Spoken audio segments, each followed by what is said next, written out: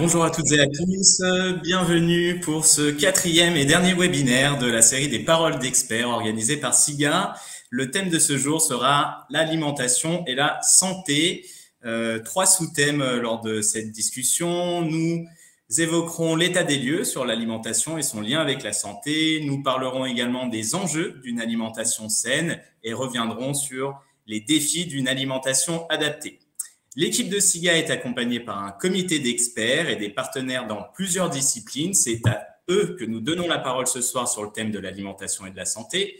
Nous recevons donc, Krotoum Konaté, nutrithérapeute spécialisée en microbiote intestinal et consultante en alimentation bio. Certains d'entre vous doivent la connaître précédentes activités. Nous sommes aussi en présence de Cyril Gauthier, médecin nutritionniste spécialisé en obésité, créateur d'une plateforme éducative en santé de nutrition. Bonjour à vous. Je vais vous laisser peut-être vous présenter en 2 minutes. Honneur aux dames. Krotoum. Bonsoir tout le monde. Donc, je suis Krotoum Konaté, je suis donc nutrithérapeute spécialisée en alimentation biologique et surtout en microbiote intestinal. Je suis biochimiste et agronome de formation et mon précédent métier était de diriger un institut de recherche en agriculture biologique. Et puis après, j'ai plutôt avancé sur la voie de la nutrithérapie qui repose sur les principes de la biochimie. Et on va dire, mon approche, c'est un peu de reconsidérer le vivant du sol au ventre. Vraiment le sol à partir de comment on produit les aliments, leur process de transformation et comment on les mange. Et du coup, comment aussi ils sont assimilés par notre fameux microbiote intestinal.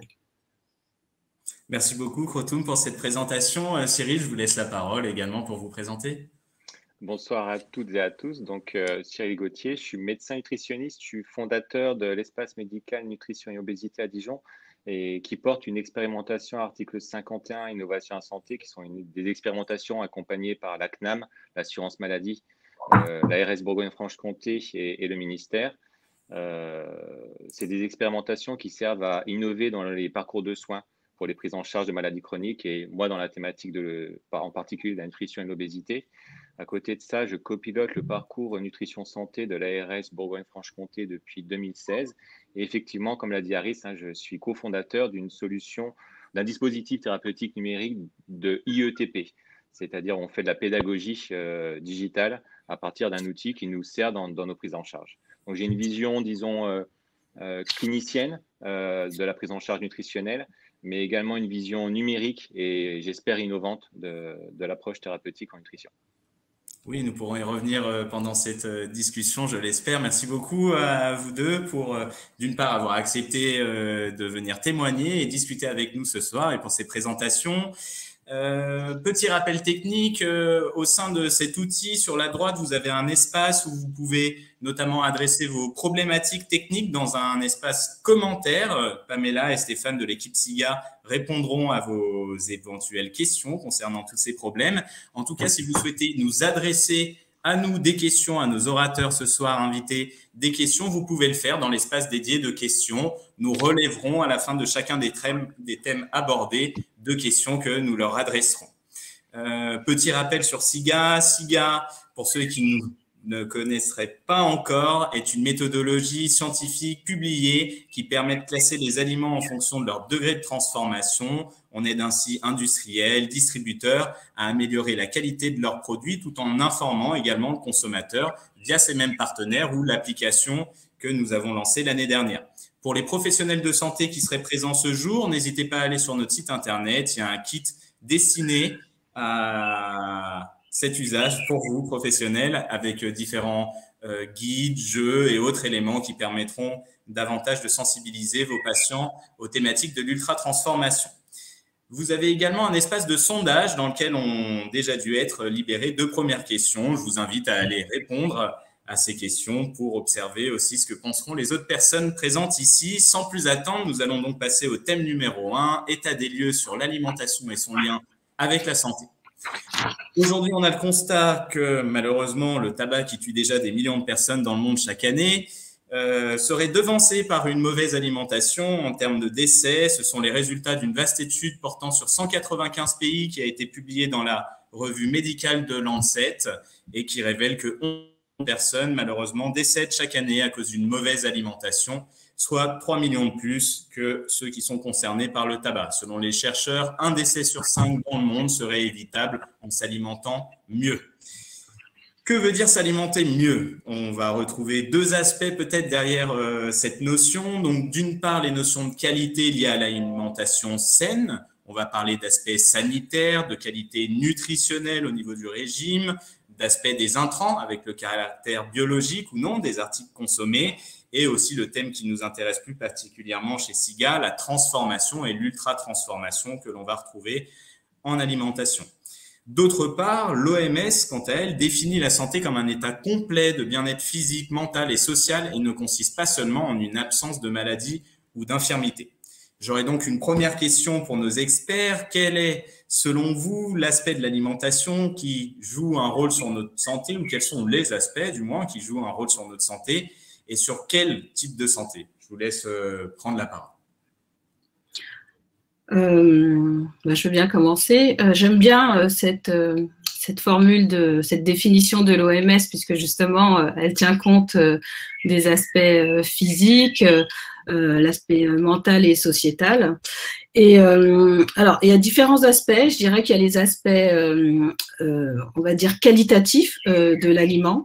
Quand on parle de qualité, là aussi, il ne faut pas juste se limiter à des nutriments, protéines, glucides, lipides. Bien sûr, tout ça, c'est important quand on parle des macronutriments et des micronutriments.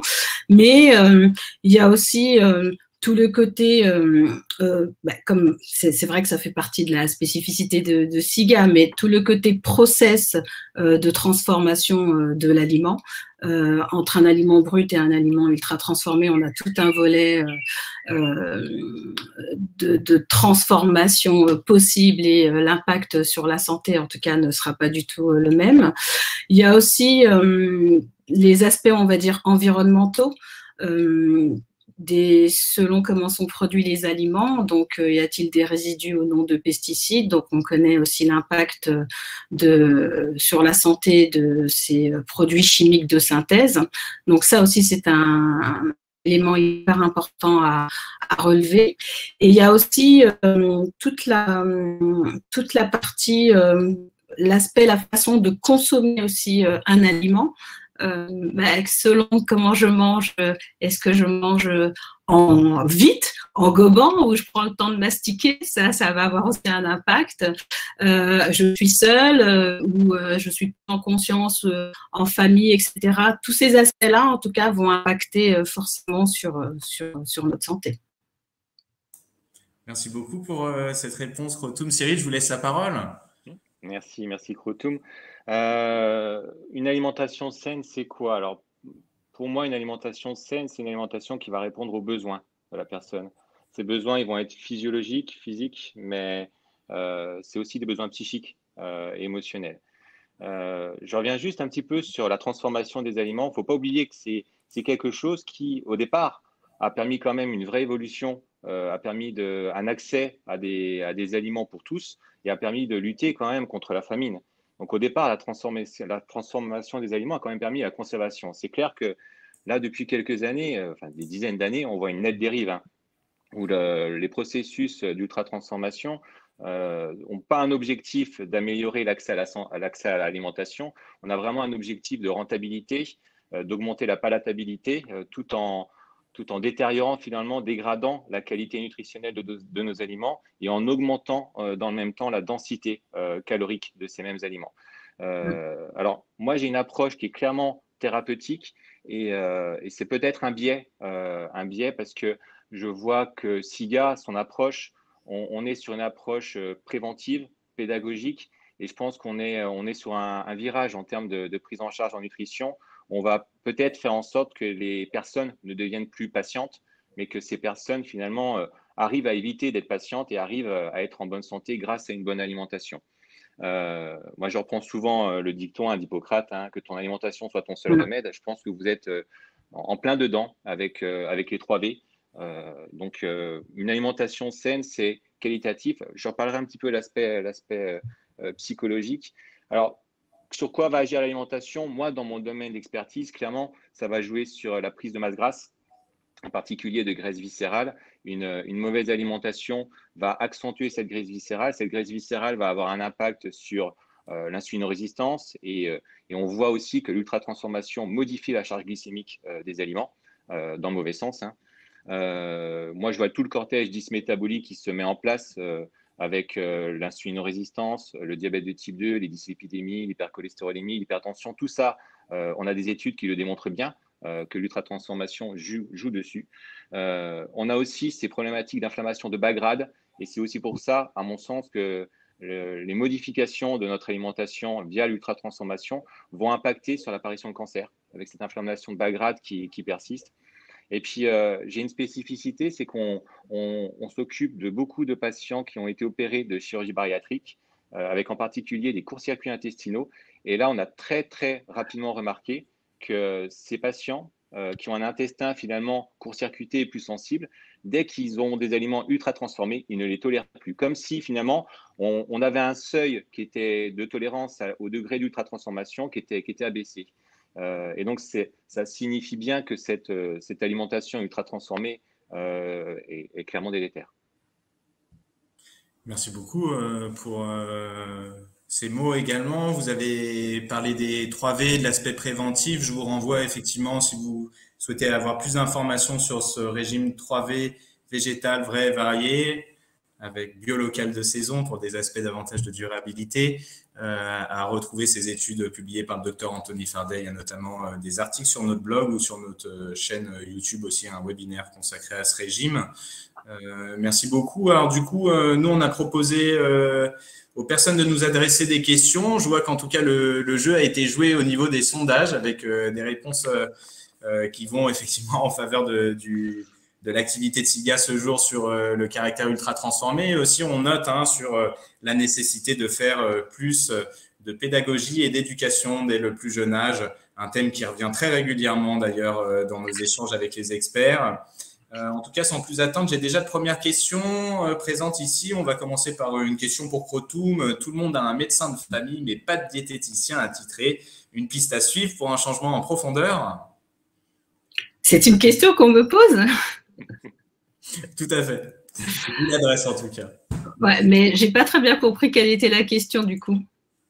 Alors, que tout le monde avait un médecin de famille, mais pas de diététicien, y aurait-il peut-être une piste à jouer sur ces aspects pour qu'il y ait un meilleur changement des comportements? Oui, je pense que ce soit les rôles de diététiciens ou d'autres thérapeutes qui accompagnent autour de l'alimentation sur la partie. Alors, sur toute la partie, on va dire, prévention, ce serait vraiment hyper intéressant parce qu'effectivement, aujourd'hui, les gens sont assez perdus finalement. Enfin, je le vois au cabinet, quand on parle d'aliments vrais ou sains, etc., c'est pas si clair que ça pour les personnes. Donc, revenir à des fondamentaux et de réexpliquer ce qu'est réellement un aliment brut, comment on cuisine, comment on transforme, d'expliquer effectivement un aliment ultra transformé. Enfin, chez SIGA, il y a pas mal de vidéos, il y a énormément de choses, mais je pense que les diététiciens ou en tout cas les thérapeutes qui accompagnent autour de l'alimentation peuvent rajouter une couche pour vraiment sensibiliser. Et pas que auprès des parents, c'est-à-dire que même d'interagir avec les enfants, ce serait aussi important de manière à ce que tout ça devienne finalement plus, enfin, que ce soit normal, que ce soit plus intuitif. Et bien manger ne devrait pas être compliqué, ça devrait être intuitif. Et là, c'est vrai que pour certaines personnes, elles sont complètement perdues. Donc, c'est l'abondance d'informations. Tout le monde sait que trop salé, trop sucré, trop gras, etc., on a tous compris. Comme les fruits et légumes, tout le monde le sait. Et pourtant, on a toujours un problème de personnes qui ou mangent mal, ou en tout cas, on fait le lien entre une mauvaise alimentation et la santé. Donc, la partie pédagogique et de pouvoir peut-être attitrer, ou en tout cas de faciliter les échanges entre diététiciens, thérapeutes et mangeurs devrait se faire, oui. Oui, effectivement, je pense qu'on est tous d'accord avec ce que vous venez de nous partager. J'ai une question pour Cyril, plus technique. Il semble qu'on puisse remplir tous ses besoins nutritionnels et tomber malade chronique si la qualité matricielle des calories est dégradée. Qu'en pensez-vous, Cyril? Avez-vous observé cela? Oui. La plupart des patients que nous suivons, 90%, savent manger équilibré et ont la connaissance. Donc, ils ont un équilibre alimentaire en macro qui est souvent correct.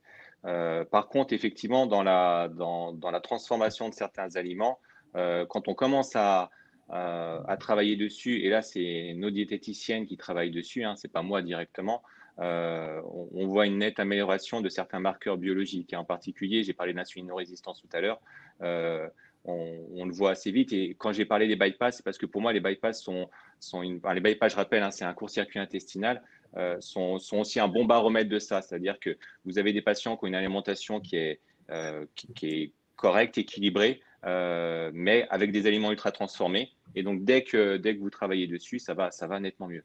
Donc, la réponse, c'est oui. C'est déjà quelque chose que l'on observait dans les études, je crois, et effectivement, Oui. vous pouvez le constater vous-même directement. J'ai pas d'autres questions à relever tout de suite qui m'ont été partagées. En tout cas, on va du coup pouvoir passer au thème 2 de cette discussion qui porte sur les enjeux d'une alimentation saine. D'après l'INSERM, de nombreux travaux ont par exemple montré l'impact de l'alimentation sur la survenue de certains cancers, de maladies cardiovasculaires, obésité, ostéoporose, ou encore de troubles métaboliques comme le diabète de type 2 ou l'hypercholestérolémie. Nous l'évoquions précédemment. La prise en charge s'est dans un premier temps focalisée sur ces problèmes de santé publique, mais elle s'est élargie aujourd'hui à d'autres domaines. De nouveaux travaux suggèrent en effet l'existence de liens entre l'alimentation et certaines maladies inflammatoires auto-immunes, comme la polyarthrite rhumatoïde ou les maladies inflammatoires chroniques de l'intestin, on en parlait, ou encore les allergies, la dépression, les troubles du sommeil, le déclin cognitif, ainsi de nombreuses études épidémiologiques ont permis d'établir qu'une alimentation suffisante, équilibrée et diversifiée est indispensable à la croissance, au maintien de l'immunité, à la fertilité ou encore à un vieillissement réussi. D'autre part, l'enjeu de l'accessibilité à une alimentation durable, saine et équilibrée à des prix socialement acceptables, de plus donner aux consommateurs l'information et l'éducation nécessaires, c'était l'objet de notre première question, pour leur permettre de faire des choix éclairés. Alors, comment se retrouver pour une prise en charge adaptée avec cette multicausalité et la présence des autres facteurs environnementaux, sociaux, économiques, politiques, qui viennent du coup influencer une alimentation saine? En tant que professionnel de santé, et on l'évoquait d'ailleurs sur la première question avec Protoum, pour vous, quels sont les principaux enjeux à affronter? Je vous laisse prendre la parole, bien sûr. Finalement, dans ce qu'on a pu évoquer juste avant, on répondait en partie des enjeux supplémentaires. Bon, comme j'ai pu le dire tout à l'heure, mais je me répète, mais c'est vraiment important. Il y a quand même la qualité de l'aliment, donc la production de cet aliment, c'est déjà pour moi, c'est la première étape. Si on a des aliments qui sont chargés en résidus de pesticides ou qui, d'un point de vue nutritionnel, ne sont pas, on va dire, d'un point de vue nutritionnel, en tout cas, sont pauvres, tout simplement, alors déjà, ça va avoir un impact, on peut dire, potentiellement délétère pour la santé. Donc ça, c'est déjà très important, donc de réussir à avoir des aliments, si possible, bio. Je suis conseillère en alimentation bio, donc c'est vrai que je vais plutôt promouvoir une alimentation bio, à défaut en tout cas de s'assurer qu'il n'y ait pas de résidus de produits chimiques de synthèse, parce que là aussi on connaît l'impact réellement sur la santé. Donc ça, c'est un premier élément. Ensuite, c'est vrai qu'un autre enjeu, lorsqu'on notre manière de consommer, nos choix alimentaires vont avoir aussi du coup un impact sur le choix, enfin sur l'offre d'aliments qu'on nous propose. Finalement, les gens consomment souvent le même type d'aliments. Tout à l'heure, je parlerai du microbiote et ça a forcément un impact aussi sur la santé. Une perte de diversité alimentaire va avoir un impact sur une perte de diversité de notre microbiote intestinal. Je reviendrai dessus tout à l'heure. Et là aussi, donc, ça peut aussi être un facteur pour accélérer, en tout cas, le déclin de la santé. Donc, par nos choix alimentaires, je prends un exemple tout bête, on va manger du pain, alors on ne va pas rentrer dans le débat gluten ou pas gluten, etc., mais on a une diversité de variétés de blé. On mange tout le temps le même type de blé moderne, alors qu'on a des variétés anciennes qui seront très intéressantes d'un point de vue santé, qui seront bien plus, qui vont faciliter la digestion. En plus, le process de transformation, un pain au levain, par exemple, au petit épeautre, sera hyper intéressant versus une baguette industrielle. Je fais exprès de tirer, de mettre un peu, d'extrapoler comme ça, mais c'est juste pour que l'on voit. Donc ça aussi, ce sont enfin, pour moi, c'est aussi un levier que l'on peut activer sur cette richesse, en tout cas au niveau de la diversité, que ce soit des variétés anciennes, que ce soit des races plus rustiques, que de manger une diversité de légumes. Aujourd'hui, on peut manger de saison. Là, on a la chance, on a des fraises, etc. qui arrivent. Je me rends compte, il y a peut-être 2 mois, je regardais mon panier bio, il y avait effectivement de la betterave, beaucoup de la betterave, des aliments riches en fibres, des choses, du chou, etc., des aliments que beaucoup me disent moi je peux pas les consommer, ça passe pas. Et finalement on se rend compte que le fait de manger plutôt de saison, c'est aussi une manière d'éduquer sa diversité et quelque part aussi de garder, d'avoir une meilleure santé. Donc cette saisonnalité, cette biodiversité, c'est aussi des enjeux qu'il faut aussi activer. Merci beaucoup, Crotoum, pour ces éléments. Cyril, je vous laisse la parole. Ouais, je vais rebondir justement, c'est intéressant. Cette diversité que certains de nos patients oublient alors moi, malheureusement, je suis confronté à ça, énormément de personnes qui ont fait des régimes d'exclusion, un peu de mode, hein, clairement, et qui déshabituent complètement leur microbiote à absorber, en tout cas à digérer correctement certains nutriments, et qui, du coup, se créent des intolérances, de vraies intolérances, parce qu'ils sont partis sur des régimes d'exclusion. Donc, je rejoins complètement cette notion de diversité. Moi, je pense que les enjeux, ils sont dans le fait de cerner qu'on est dans un système d'offre et de demande, hein, clairement, et qu'on a une industrie agroalimentaire qui prend quand même conscience petit à petit de la problématique. Il y a surtout une prise de conscience qui s'amorce dans la population générale. Ça va doucement, mais la population générale commence à comprendre que son alimentation va avoir un impact sur sa santé globale et va aussi avoir un impact préventif. Et là, on doit s'appuyer sur les jeunes générations, hein, qui sont beaucoup plus sensibilisées à cette approche. On a des recommandations de Santé publique France, hein, on parlera du PNNS après, mais elles ont quand même évolué, ces recommandations. Elles étaient beaucoup directives, beaucoup centrées macro, et là, elles sont beaucoup plus incitatives, surtout les dernières, hein. Donc, elles ont évolué dans le bon sens. Et finalement, l'offre changera, l'offre de l'industrie, hein, que si la demande arrive à évoluer. Et c'est là, à mon avis, tout l'intérêt des outils comme SIGA, qui permettent finalement d'orienter des choix sains, faciles pour le consommateur, et qui, si ces choix orientent le consommateur à consommer différemment, plus sainement pour eux, forcément l'industrie va suivre. Et donc c'est dans ce système d'offre et de demande qu'il faut essayer de jouer là-dessus, parce que sinon on n'arrivera pas à faire bouger les choses. Par contre, un petit bémol dans tout ça, c'est il ne faut pas tomber non plus dans l'excès de créer un nouveau dispositif de restriction cognitive. C'est-à-dire que tous nos patients qui utilisent des applications pour essayer de perdre du poids, on le voit très bien que ça les met dans une alimentation qui, comme le dit Crotoum, il faut que manger reste un acte simple. Il ne faut pas qu'on soit obligé de se poser des milliers de questions avant de se faire à manger, avant d'acheter à manger. Et donc, il faut savoir utiliser l'application. Et je pense que là, pour le coup, avec SIGA, on est plutôt pas mal, parce qu'il y a toute cette approche pédagogique et tout cet outil qui est développé. C'est pas juste on vous dit quoi manger, c'est on vous explique aussi. Et derrière, il y a toute cette éducation qui est faite. Donc, pas tomber dans un hyper-contrôle, mais apprendre, comme je l'ai dit tout à l'heure, aux patients à répondre à des besoins physiologiques sans oublier les besoins psychiques. Clairement, on est face à des personnes, et je ne parle plus de patients, il faut avancer par petits pas avec eux. Il faut qu'ils s'approprient les éléments. Et c'est là tout l'intérêt, à mon sens aussi, des outils digitaux. C'est que c'est des outils qu'ils peuvent avoir. Et grâce à ces outils, ils vont pouvoir, par les processus de pédagogie, par des choix qui seront orientés mais qui ne seront pas imposés, ils vont pouvoir choisir finalement l'alimentation la plus saine possible pour eux. Donc, système d'offre et de demande, pas imposer les choses, faire en sorte que les choix s'orientent le plus sainement possible et le plus simplement possible. Et derrière, finalement, ça bougera parce que l'industrie, finalement, elle suivra. Et c'est ce qui est déjà en train un petit peu de se passer. Enfin, c'est le sentiment qu'on a. Ouais, merci pour ces réponses et témoignages. Effectivement, l'outil SIGA applicatif, on l'a vraiment conçu comme un outil d'éveil et non pas comme un outil de scan à tout va. L'idée, c'est vraiment d'arriver à initier un changement d'état d'esprit concernant les produits qui sont sélectionnés dans les rayons et arriver à prendre davantage en considération cette notion et le réflexe aussi peut-être de retourner certains paquets. Bon, dans certains rayons, c'est aujourd'hui compliqué sur cette notion.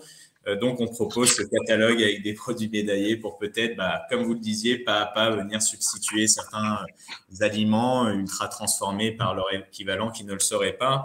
Du coup, j'arrive directement aux questions qui nous ont été adressées. On a une question. Pourriez-vous nous donner une définition des aliments dits transformés? Quels critères les classifient? Alors, dans la classification NOVA, dans la classification SIGA, il y a une grande différence entre les aliments dits transformés et ceux qui sont ultra transformés. Donc, les aliments transformés sont caractérisés par l'ajout d'ingrédients culinaires, gras, sucre, sel, qui ne seraient pas eux-mêmes ultra transformés. Donc, du beurre, des matières grasses végétales vierges extra, jusqu'à désodorisées, ou du sel dans des préparations, que ce soit pour assaisonner ou pour constituer un nouvel aliment. Donc, quand on ajoute des ingrédients culinaires, on bascule dans le groupe des transformés. Maintenant, quand on est dans le groupe des ultra-transformés, c'est qu'a été détecté des marqueurs d'ultra-transformation, ou du moins mis en œuvre des marqueurs d'ultra-transformation. Les marqueurs d'ultra-transformation sont des ingrédients qui ne sont pas obtenus par des procédés mécaniques ou thermiques simples, mais par des procédés qui sont un peu plus drastiques, du type extraction au solvant chimique, hydrolyse, estérification, hydrogénation.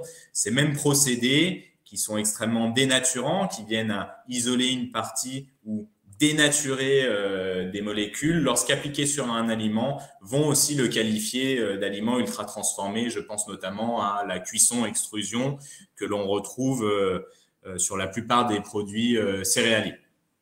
J'ai d'autres questions qui nous sont arrivées.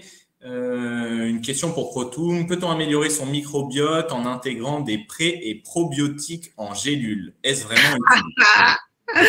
Aïe, aïe, aïe. Alors, venant du milieu agricole, il est clair que moi, je vais plutôt privilégier, on va dire, alors peut-être pour tout le monde, c'est pas clair, mais prébiotiques et probiotiques. Donc, prébiotiques, en fait, ce sont les fibres. En gros, ce sont les nutriments pour nourrir les bactéries. Et probiotiques, ce sont donc des bactéries. Donc c'est plutôt vivant. Donc, on a plusieurs façons d'apporter des aliments vivants. Déjà, ne serait-ce que un yaourt, voilà, ça contient des bactéries. Un fromage affiné, etc. On a des du fibres, etc.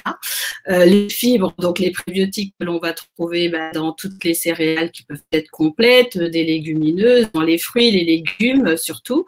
Donc moi, j'avoue que je vais d'abord privilégier cette voie-là parce que justement, manger doit être un acte simple, naturel et on devrait mettre une diversité dans son assiette.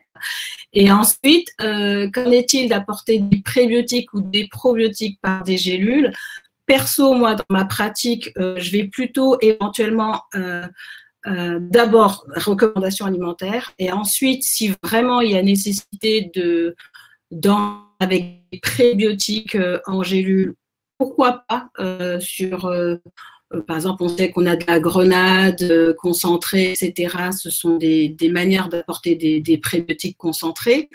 Mais par contre, des bactéries, donc des probiotiques, je suis pas très fan parce que d'abord, il faudrait déjà vérifier que ce sont réellement des bactéries dont votre organisme a réellement besoin. Donc, apporter, même si c'est une diversité, c'est toujours un choix de différentes bactéries qui sont proposées, entre les lactobacillus, etc. Mais est-ce que vous avez réellement besoin de ces bactéries? C'est pas certain. Et moi qui travaille plutôt sur la problématique de l'intestin grêle, et donc j'ai plutôt des gens qui sont souvent hyper ballonnés, quand ils viennent me voir en consultation et qu'ils me disent j'ai pris des probiotiques, je dis alors qu'est-ce que ça a donné? Ça n'a rien donné. Donc ça dépend vraiment des problèmes. Il y a des études scientifiques effectivement qui montrent des résultats intéressants pour inverser certaines maladies. Par exemple, on peut faire le lien entre certains probiotiques et le diabète de type 2, ou on fait le lien entre certains probiotiques et peut-être certaines maladies neurodégénératives, etc. Enfin, pour ça, il y a vraiment une foison de publications scientifiques, et c'est vrai qu'on mise énormément sur les probiotiques. Parfois, on propose même un mélange des deux, probiotiques et prébiotiques. Mais pour ma part, moi, je préfère encore pour l'instant miser sur le vivant qui vient du sol et moins du vivant du laboratoire. Mais c'est un parti pris. Je peux apporter une précision? Oui, je voulais vous laisser aussi, Cyril, prendre la parole. Parce que alors moi, j'en utilise dans un seul cas, mais c'est très spécifique. C'est qu'on voit des patients qui ont effectivement des problèmes digestifs après ou pas après chirurgie bariatrique, qui ont ce qu'on appelle un SIBO, ou une vraie pullulation, une vraie dysbiose, sachant que nous, on les fait confirmer avec des tests respiratoires, des breath tests où on mesure le méthane et l'hydrogène expiré. Et là, on est sur des vraies dysbioses qui nécessitent, parce que c'est souvent sur des cul-de-sac intestinaux où ça pullule, qui nécessitent pour le coup une éradication antibiotique, donc vous allez sauter au plafond, mais on doit éradiquer le microbiote, donc on donne des cures séquentielles d'antibiotiques et ensuite on donne pendant quelques semaines un probiotique sur la dernière cure. Mais c'est vraiment un cas très, très spécifique qui a été prouvé médicalement, scientifiquement, parce que c'est des cas soit de SIBO spontané, soit de pullulation du grêle qui arrive après chirurgie digestive. Je peux compléter, du coup, c'est intéressant, puisque justement, je traite énormément la problématique du SIBO. Donc là, c'est bien parce que c'est le regard du docteur, et moi, n'étant pas docteur, de toute façon, j'ai forcément une approche qui est alternative. Donc, effectivement, je pratique ce qu'on appelle le fameux test respiratoire. Et juste pour préciser, le SIBO, ça veut dire Small Intestinal Bacterial Overgrowth. Donc, c'est vraiment une pullulation au niveau bactérienne, au niveau de l'intestin grêle. Et c'est vrai que ça fait des gens qui, tout de suite, ils disent j'ai un ventre de femme enceinte, j'ai mangé, je ballonne. Donc, ça peut être une fermentation à l'hydrogène ou effectivement au méthylacétate. Et donc, on fait un test avec la lactulose pour faire ce fameux test respiratoire. Alors, c'est vrai qu'il y a l'approche où on peut d'abord éradiquer antibiotiques et derrière, on se dit je vais réensemencer par des probiotiques. Ou alors, on peut avoir une approche, c'est ce que je fais n'étant pas médecin, mais il y a des résultats aussi. C'est effectivement, je fais un travail d'assainissement et là, je peux utiliser des plantes qui ont des propriétés antibactériennes aussi, comme l'origan, la cannelle, le clou de girofle, etc. en concentration. Et puis, derrière, on peut aussi travailler avec de la microthérapie et puis d'autres plantes qui vont apporter des fibres, qui sont des prébiotiques et en même temps parce que bon, le microbiote, il y a aussi le système immunitaire derrière, etc. Donc, qui sont des modulants du système immunitaire. Et c'est aussi un moyen de se dire, la stratégie pour pouvoir faire remonter, c'est de donner de quoi manger aux bonnes bactéries pour les faire remonter. Et puis, il y a l'assainissement qui, avec origan, cannelle, etc., on a diminué les autres. Et là, on a aussi des résultats hyper intéressants. Mais les deux se valent. Ouais, en fait, moi, je les vois surtout avec un cul-de-sac. Honnêtement, ils ont des foyers, en fait. Oui, tout à fait. Qui sont très difficiles c'est pas accessible, c'est difficilement accessible à autre chose qu'une éradication parce qu'il y a vraiment un foyer de pullulation lié souvent à une chirurgie, en fait. Après, il y a un dernier levier qui est aussi intéressant, mais ça, on le voit plutôt par des tests du microbiote, mais à partir des selles. Ça, on fait vraiment des analyses du microbiote, ça j'en fais, et d'aller regarder ce qu'on appelle le métabolome, donc les métabolites qui sont fabriqués par ces bactéries au niveau du microbiote intestinal, et de regarder aussi ce que raconte le foie. Parce que, mine de rien, quand on a une hyperpullulation, etc., le foie et nos acides biliaires sont aussi impactés. Donc, il y a pas mal d'autres choses aussi à regarder. Et finalement, ça ne se limite pas que à donner… Enfin, j'imagine pour Cyril, c'est tout à fait pareil. Voilà, c'est bien plus global. On essaye de regarder et de reconsidérer la personne dans sa globalité et pour pouvoir en tout cas aborder cette problématique-là ou d'autres. Merci pour ces réponses.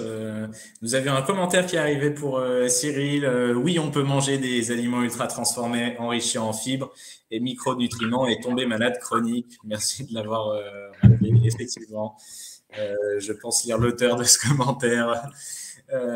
J'ai une autre question qui est arrivée, qui arrive à chaque parole d'expert. Donc, le système du Nutri-Score n'induit-il pas plus le consommateur en erreur? Diet Coke classé A, huile d'olive D, alors qu'il a remonté, je crois, avec les changements. Bon, je vais vous laisser répondre aussi.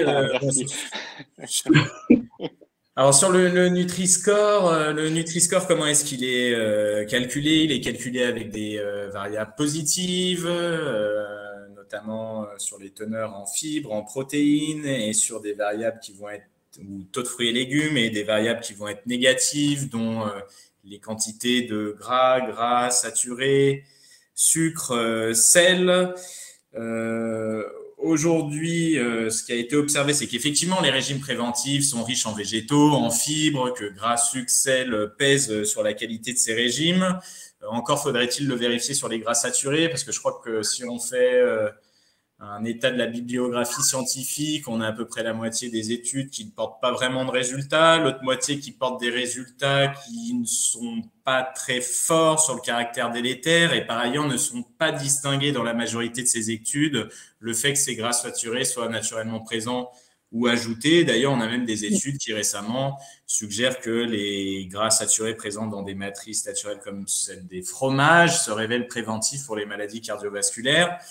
Au-delà de ceci, donc quand on applique cette formule à un aliment, c'est bien la somme des aliments qui fait la qualité du régime. Donc pour obtenir cette moyenne, on va nécessairement consommer des aliments qui sont au-dessus, des aliments qui sont en dessous. Les matières grasses végétales, vierge extra, le miel, ces fromages ont participé, participent et participeront de régimes préventifs, durables aussi, nous l'espérons. Et doivent être consommés. Malheureusement, effectivement, ils vont être mis au même niveau que des aliments ultra transformés, très gras, très sucrés, très salés.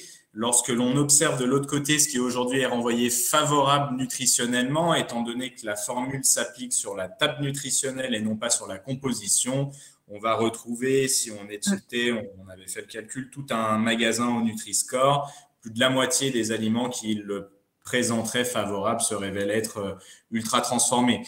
Donc, c'est bien ce qui est évoqué ici dans cette question. Après, pour ce qui est d'induire le consommateur en erreur, je crois que la réponse est inclue dans les chiffres que je vous ai partagés. C'est-à-dire que dans la mesure où la moitié de ce qui serait présenté favorable se révèle être ultra transformé et que quelle que soit la qualité nutritionnelle des aliments ultra transformés, d'ailleurs, Cyril, vous le rappeliez, on a beau avoir un régime équilibré, s'il est sur la base d'aliments ultra transformés, ça peut se révéler délétère. C'est aussi ce qu'on lit dans les études, qu'effectivement, cette information communiquée seule ou comprise comme une information de santé et non pas nutritionnelle pourrait induire le consommateur en erreur.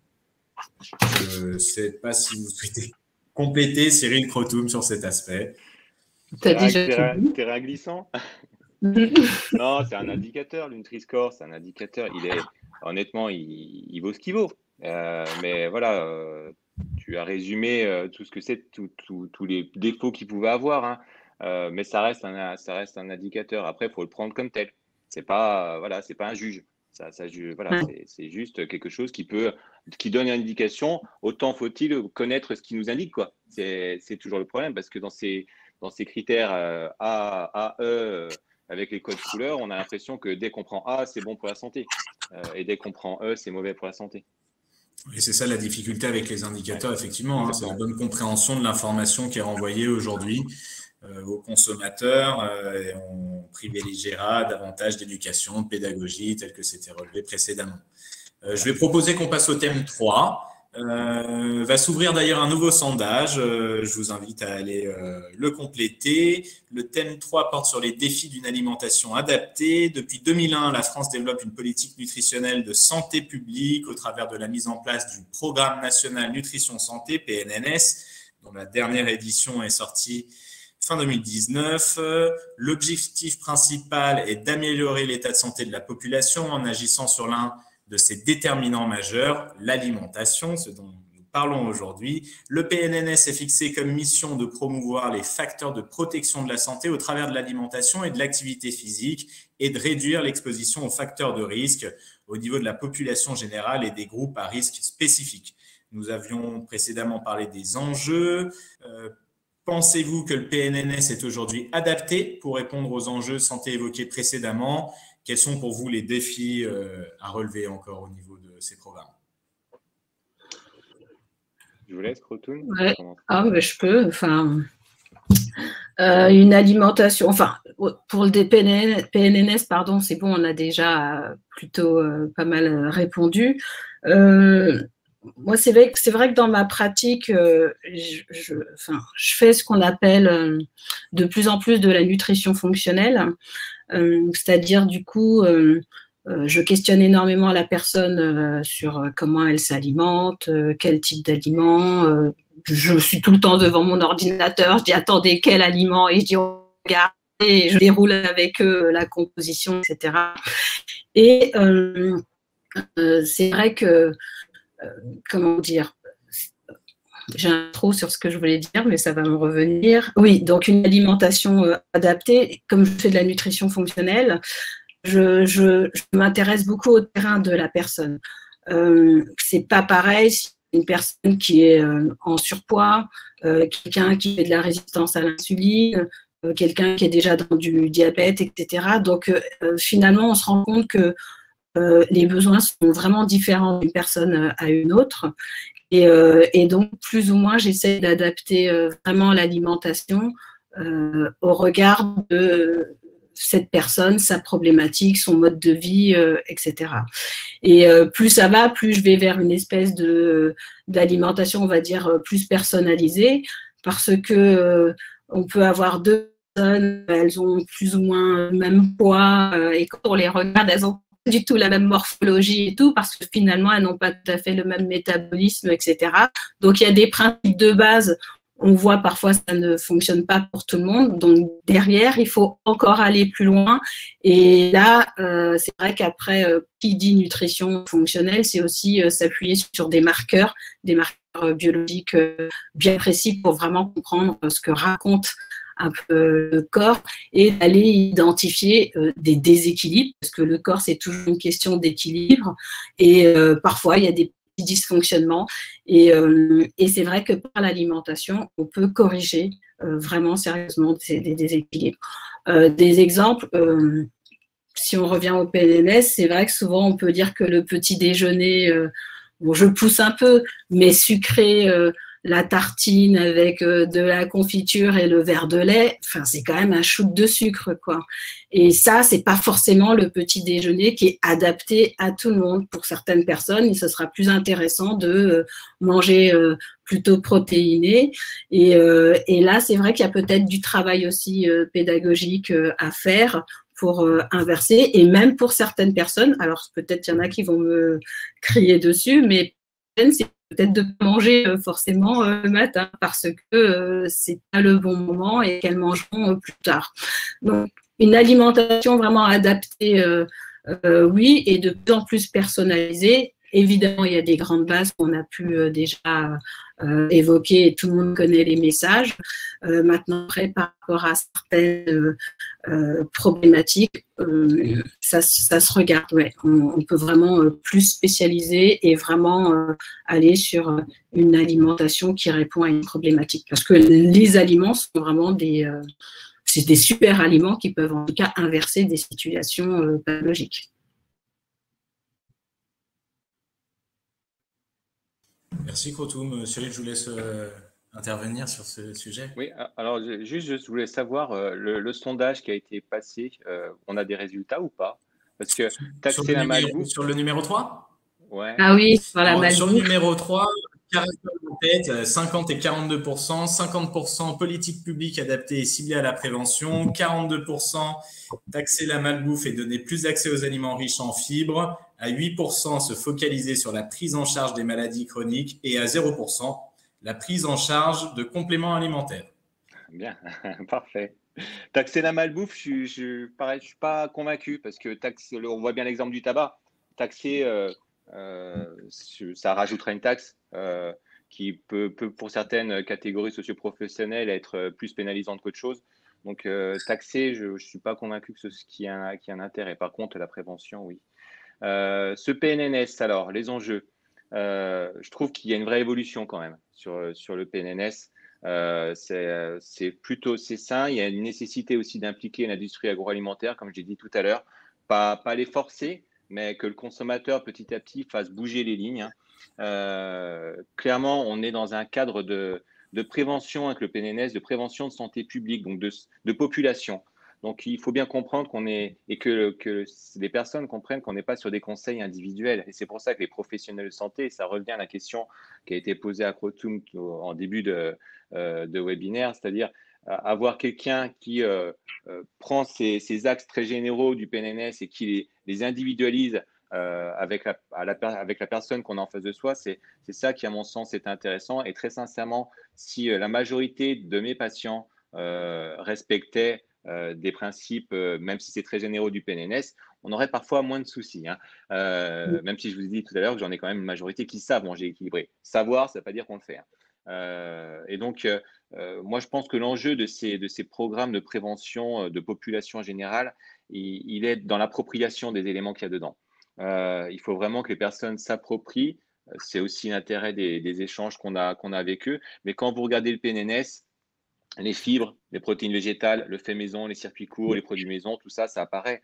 Et puis, je pense que chez SIGA, il y a déjà une avancée par rapport à l'ultra-transformation parce qu'ils demandent une réduction de 20% des produits ultra-transformés. Donc, ce n'est pas suffisant, certes, mais ça apparaît et il y a une sensibilisation qui est déjà portée par un programme national. Donc, je trouve que c'est plutôt de bonnes évolutions. Et puis, on a parlé du Nutri-Score, donc du coup, et de sa fiabilité. Le PNNS s'appuie beaucoup dessus, en le prenant pour ce que c'est-à-dire un indicateur. Merci pour ces éléments de réponse. Effectivement, quand on revient à la question qui était adressée, il est plutôt encourageant de voir qu'on serait davantage sur des politiques publiques adaptées et ciblées à la prévention. Moi aussi, j'ai un petit avis sur la taxe. On en parlait récemment, invité par des députés de la France Insoumise. La taxe me semble plus problématique, c'est assez injuste. Il y a peut-être d'autres mécanismes qui peuvent être mis en place, ne serait-ce que de neutralisation ou de hors portée de main des enfants, peut-être, sur certains types de produits. Peut-être que ce serait moins injuste que les taxes. Et d'ailleurs, quelque chose que je relayais et dont j'ai vu aujourd'hui des propositions au niveau du Sénat, c'est des chèques, très concrètement, pour les populations les plus en difficulté. Peut-être qu'on pourrait aussi limiter les lieux d'achat de ces chèques ou types de produits qui pourraient être achetés et en ce sens, aller favoriser justement la consommation d'aliments plus bruts, plus riches en fibres. Je préfère ce type de mécanisme également. Ouais, c'est intéressant. J'ai une autre question pour vous. Il nous reste encore un quart d'heure avant de passer aux dernières questions qui nous seront adressées. Cyril, vous travaillez avec des patients obèses. En France, l'obésité concerne aujourd'hui 17% des adultes. Je crois qu'en surpoids, on est au-delà de 40%. Comment voyez-vous évoluer ces chiffres et comment espérez-vous une amélioration au niveau de ces données ? Comment je vois évoluer ces chiffres? Malheureusement, en augmentant.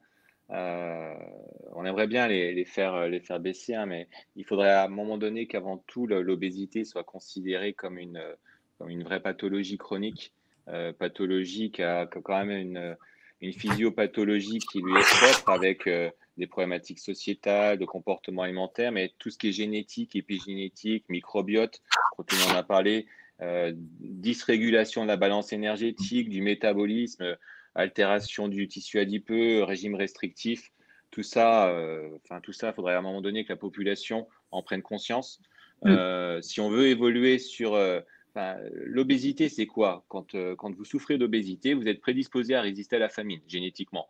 Quelle réponse on vous apporte? De la famine artificielle avec les régimes. Donc, je ne vois pas comment ça peut marcher si génétiquement on est conçu pour résister à ça. Donc, ça, c'est la simple évolution de l'homme qui a résisté aux famines pendant des siècles et des milliers d'années et qui aujourd'hui, cette résistance à la famine s'exprime dans une société d'abondance et qui fait qu'on prend du poids. Et quand on prend du poids à l'adolescence, on est différent des autres et puis on se colle des régimes. Et on fait du yo-yo, puis à 40 ans, on voit que globalement, ces régimes ont flingué votre métabolisme et derrière, vous venez dire j'y arrive plus, j'ai un métabolisme. Effectivement, nous, on le mesure par calorimétrie indirecte et derrière, ils vont chercher la chirurgie. Donc, c'est compliqué, il faut faire changer les comportements sans les imposer. Il faut faire en sorte que le grand sachant soignant partage un peu sa connaissance avec l'apprenant patient. Et c'est tout l'intérêt des dispositifs thérapeutiques, d'éducation thérapeutique que nous, on met en place, c'est-à-dire de partager la connaissance pour qu'il s'approprie. Finalement, le patient qui souffre d'obésité, il a besoin de s'approprier sa pathologie et il a besoin de s'approprier la démarche thérapeutique. C'est-à-dire qu'il ne faut pas juste savoir ce qu'il a, il faut aussi qu'il comprenne pourquoi tel ou tel professionnel lui dit telle ou telle chose. Si vous voulez faire changer la courbe de l'obésité, il faut déjà arrêter tous les régimes miracles et les solutions miraculeuses qu'on voit apparaître dans le commerce régulièrement, c'est cyclique. Là aussi, je pense qu'on est sur un système d'offre et de demande. Si on a cette offre de régime restrictif, pourquoi? C'est parce que la demande des gens, c'est de perdre du poids. Nous, les professionnels de santé, on est les premiers à leur dire attention, l'ortho va dire attention pour vos genoux, le pneu va dire attention pour l'apnée du sommeil, le cardio va dire attention pour vos artères, tout le monde va dire qu'il faut perdre du poids, sauf que derrière, on n'a pas encore un système de soins qui, à mon avis, a su prendre la mesure de ce que c'est que l'obésité, de comment faire en sorte de la traiter et de la prévenir. C'est-à-dire que s'intéresser aux 17% de personnes souffrant d'obésité en France, c'est très bien, mais s'intéresser aux personnes qui sont en surpoids et qui risquent d'évoluer vers l'obésité si ils sont mal accompagnés, ce serait encore mieux. Donc voilà, j'aimerais que les choses évoluent, mais pour que les choses évoluent, ça ne part que d'un seul élément, changer la demande de la population, faire en sorte que la population arrête de chercher une solution miraculeuse, arrête de résumer leurs problématiques à un chiffre sur la balance et comprennent que des comportements, ça se change quand on s'approprie une connaissance globale et qu'on soit à l'aise avec ça. Donc voilà, si j'ai répondu à ça, en 2-3 minutes, c'est chaud. Non, c'était une très belle réponse. Merci beaucoup, Cyril. C'était vraiment une très belle réponse.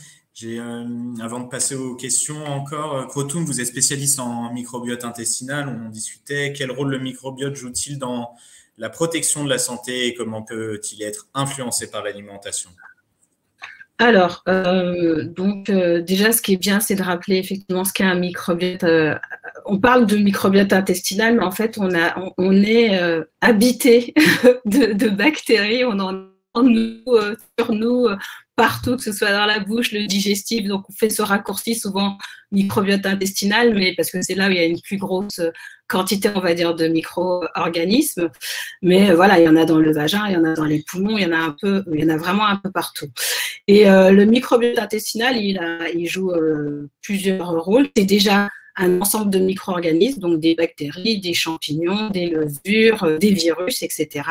J'aime bien dire qu'on est un holobionte, c'est-à-dire qu'on est un super organisme, c'est nos cellules et les bactéries. Et quand on pense à manger, on devrait penser à nourrir nos cellules, mais aussi nourrir nos bactéries. La donne serait aussi différente, d'où l'intérêt de manger pas mal de fibres, parce que là encore, qui digère les fibres? Ce ne sont pas nos cellules, c'est bien les bactéries qui font ce travail-là, et c'est comme ça qu'on les nourrit. Donc, en apportant des fibres, elles les dégradent et derrière, elles fabriquent un certain nombre de substances, donc ces fameux acides gras à chaîne courte qui ont des propriétés anti-inflammatoires et bien d'autres qui sont intéressantes.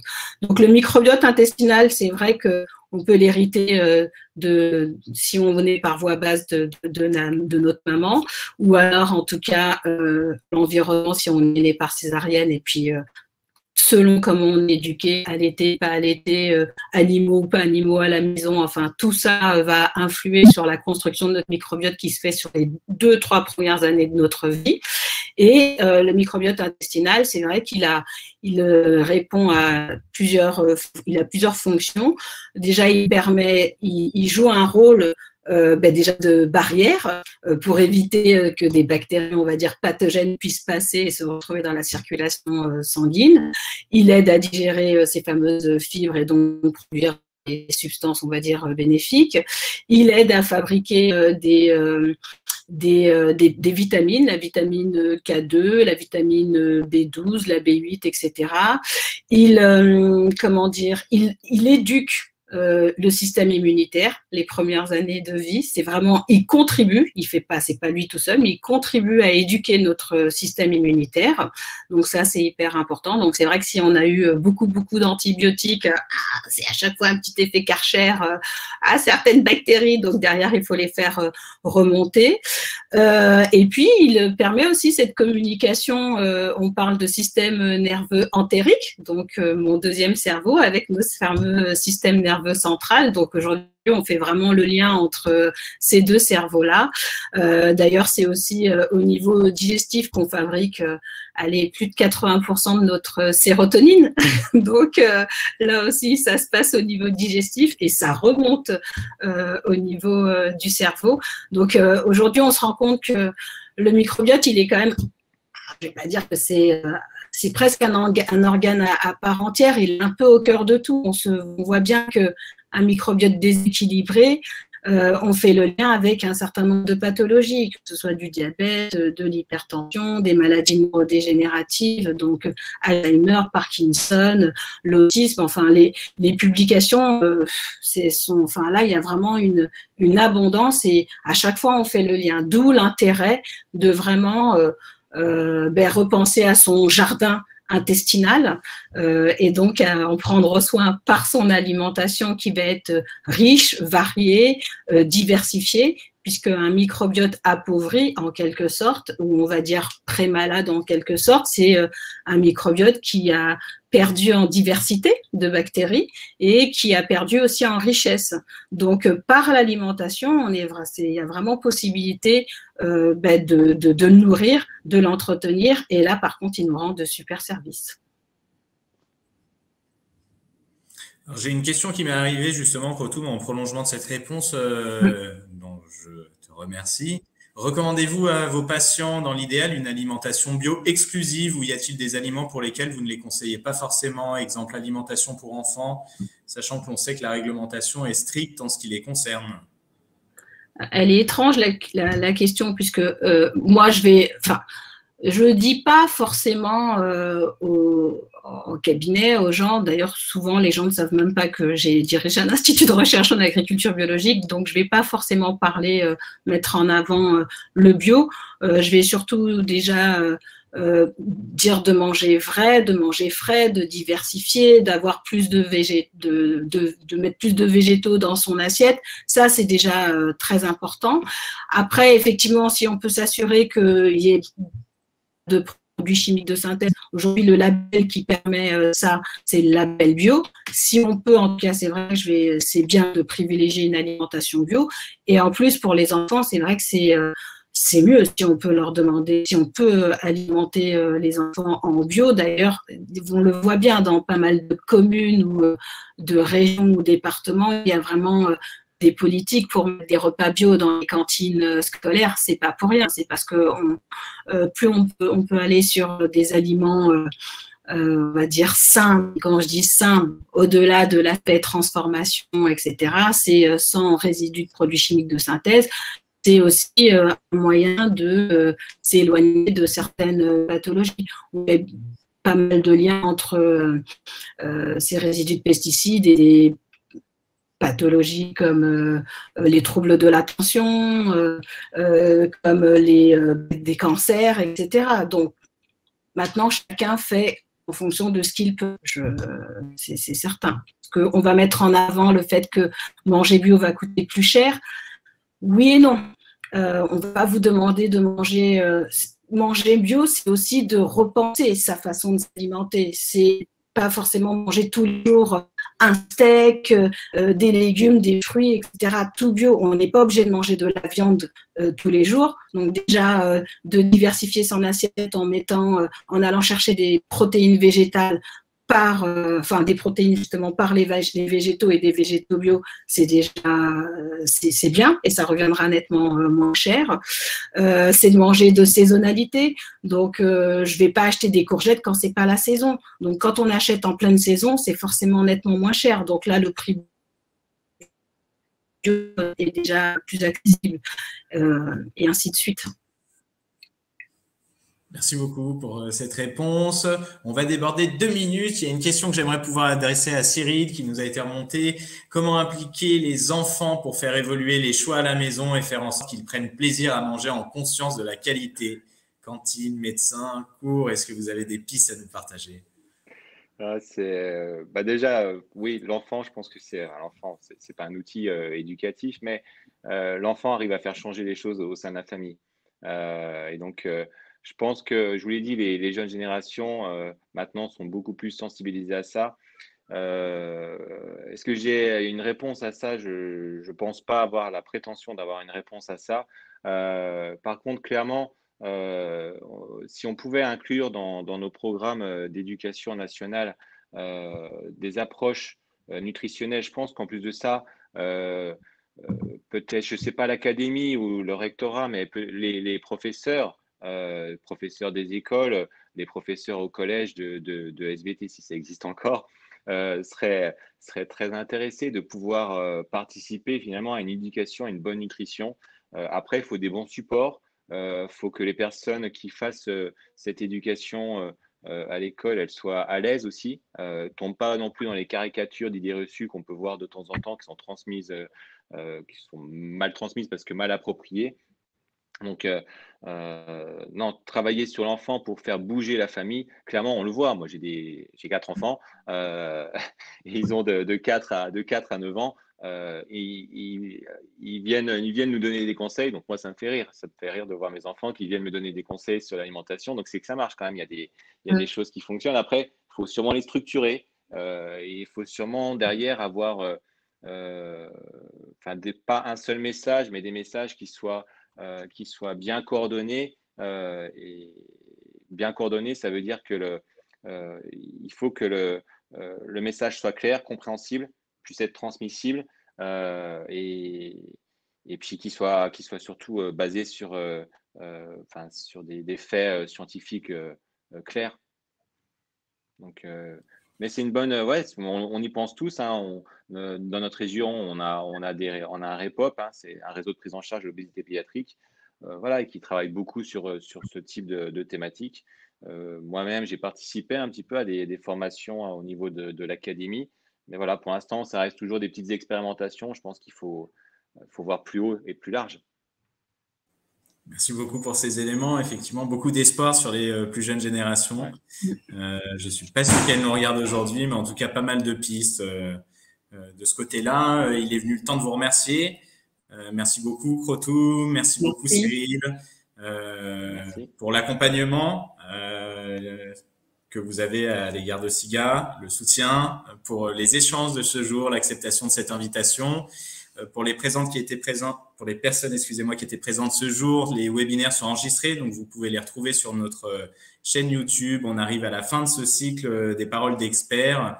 En tout cas, n'hésitez pas à nous suivre sur les réseaux sociaux. D'autres actualités vous seront partagées prochainement. Et dernièrement, a été publié, peut-être vous l'avez vu, le bon choix au supermarché en partenariat avec la nutrition, avec la possibilité dans chaque rayon de venir discriminer des aliments avec ce critère aussi d'ultra-transformation. Et ces livres témoignent que nous sommes en mesure encore de trouver dans les supermarchés des alternatives aux aliments ultra-transformés, au-delà de ce qui est également présenté dans l'application dont je parlais en introduction. Merci pour votre présence. Merci aux organisateurs aussi, Stéphane, Pamela, que j'oublie régulièrement de remercier en fin de webinaire. Merci à eux. Merci à vous pour votre présence et à nouveau à nos invités, Cyril, Crotoum. Je vous souhaite en tout cas à toutes et à tous une excellente fin de journée et une excellente fin de semaine. Merci. Bonne soirée.